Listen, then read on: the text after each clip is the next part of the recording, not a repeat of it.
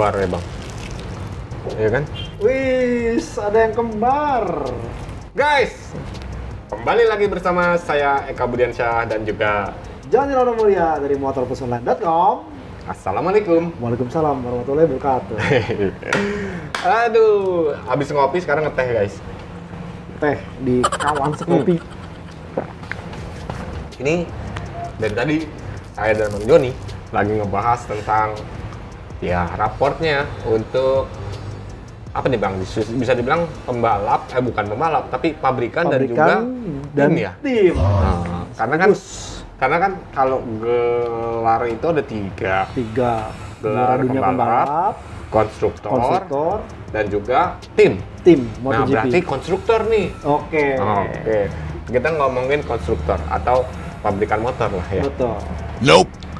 Menurut Bang Joni, saat ini raport ya konstruktor dimiliki oleh Siapa lagi kalau bukan Ducati? 8 pembalap. Udah gitu, ya kalau kita melihat dari 11 kali ronde, dia meraih 6 kali kemenangan.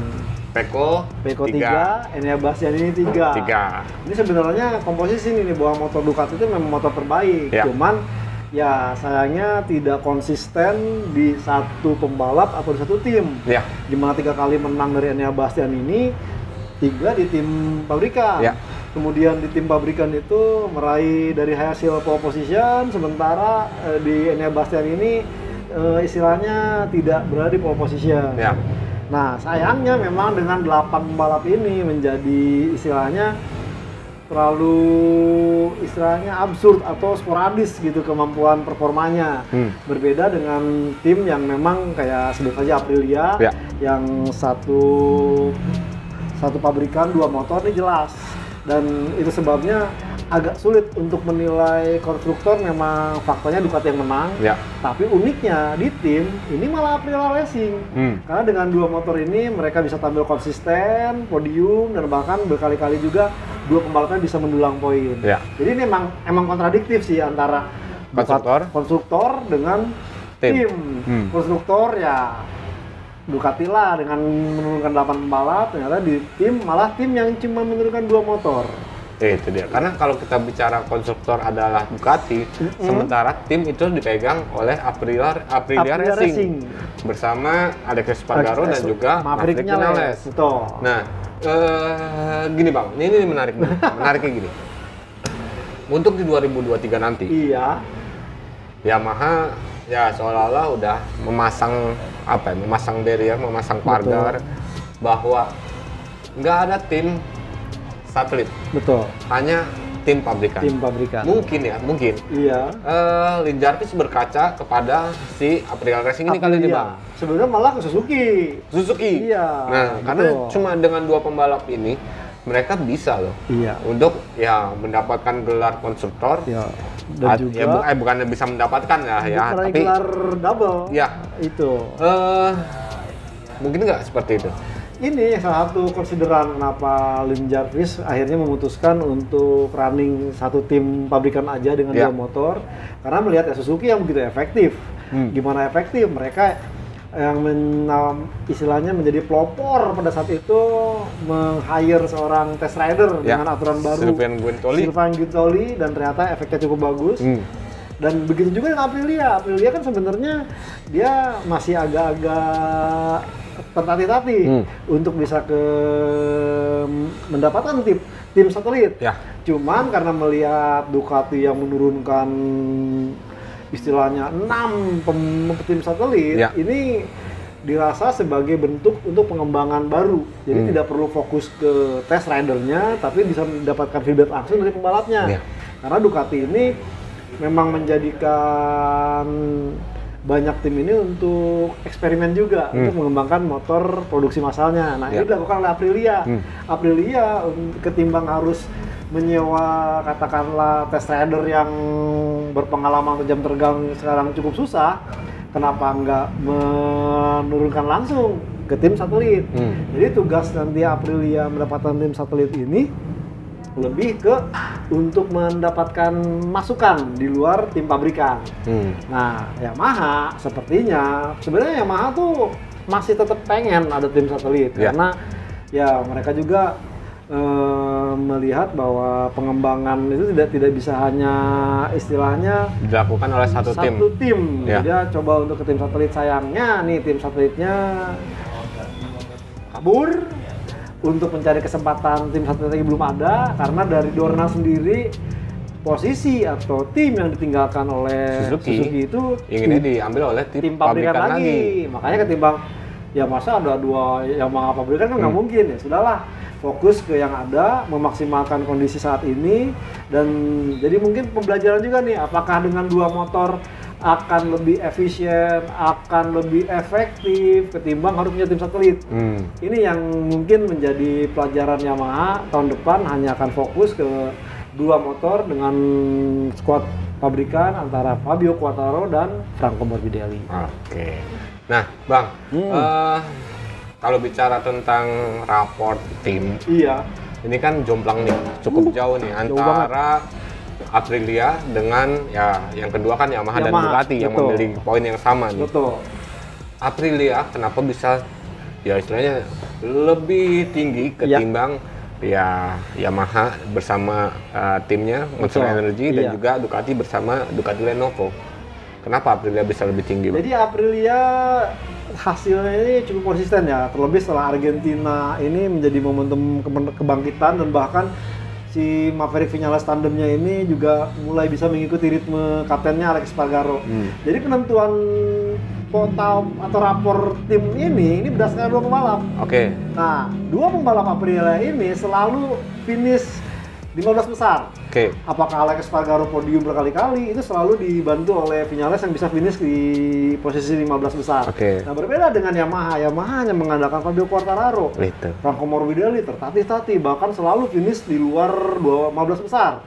Jadi akhirnya poin hanya digasak oleh seorang Fabio Quartararo. Murni lebih banyak diberikan oleh Fabio Quartararo. Hal yang serupa dengan Ducati Lenovo, bagaimana Pecco Bagnaia berkali-kali tidak finish, bisa dibantu oleh Jack Miller, tapi sayangnya hanya podium. Kemudian giliran menang, Jack Millernya bermasalah. Jadi agak timpang. Jadi memang soliditas tim Aprilia Racing lebih jos ketimbang Ducati Lenovo Team ataupun Monster Energy Yamaha MotoGP. Jadi lebih ke situnya ya? Iya. Nah, kalau gue ngeliat ya, untuk di posisi yang ya istilahnya rookie nih, kita ngomongin rookie nih. Ini siapa yang lebih jos nih? Karena kalau kita bicara, bisa dibilang hampir sama nih kemenangan nih. Betul. Antara Digia dengan juga Marco Bez, betul. Menurut Bang Joni, kalau kita bicara rookie di semester 1 ini, layaknya diberikan kepada siapa nih, Bang? Marco Bezzecchi dong pastinya. Kenapa, Bang? Karena saya melihat Marco Bezzecchi ini istilahnya memang sepertinya akan menjadi pembalap MotoGP masa depan. Karena dia selalu fokus di ritme balap. Tidak pernah terlalu konsideran dengan time attack atau mencari posisi atau hasil Q1, Q2. Dia cari free practice 4 untuk mendapatkan ritme atau race pace di balapan. Nah, sementara di Gia ini memang kadang-kadang bagus di one lap atau time attack, tapi sayang di pembalap kedodoran. Itu sebabnya ini mungkin harus dibenahi oleh Gia di paruh musim kedua nanti, bagaimana memadukan antara time attack dengan race pace atau ritme balap. Nah, Bezzecchi udah mulai dapat nih. Tinggal mungkin dia lebih konsideran untuk meningkatkan race pace-nya, sehingga itu hasilnya kemarin dia berhasil podium kedua yang juga membuat ya rookie satu-satunya musim ini yang bisa meraih podium. Marco Bez. Jadi situ ya, Bang ya? Iya. Nah, Bang, ini gue ngeliat nih, kalau bicara soal motor, mana yang terbaik nih? Antara Ducati GP22, RSGP, atau Yamaha? Tiga ini aja, ini lebih karena ya kalau kita bicara soal konstruktor, tiga ini kan yang menguasai papan atas kan. Sebenarnya kalau saya melihat RSGP sih, artinya dengan meraih konsisten meraih poin, bahkan dan memang yang menjadi problem adalah Aleix belum bisa membuktikan apakah Aprilia itu kalau start di barisan depan punya kelebihan tersendiri. Nah ini berbeda dengan Ducati dan Yamaha yang selalu memang bisa merangsek ke posisi baris start depan. Nah seandainya mungkin Aprilia di paruh musim kedua bisa memperbaiki problem ini, ini sebenarnya problem yang sama dengan Suzuki untuk bisa meraih start depan ini, mungkin dia akan bisa konsisten meraih poin dan bukan nggak mungkin lebih sering meraih podium. Itu yang pertama Aprilia, yang kedua saya melihat Ducati.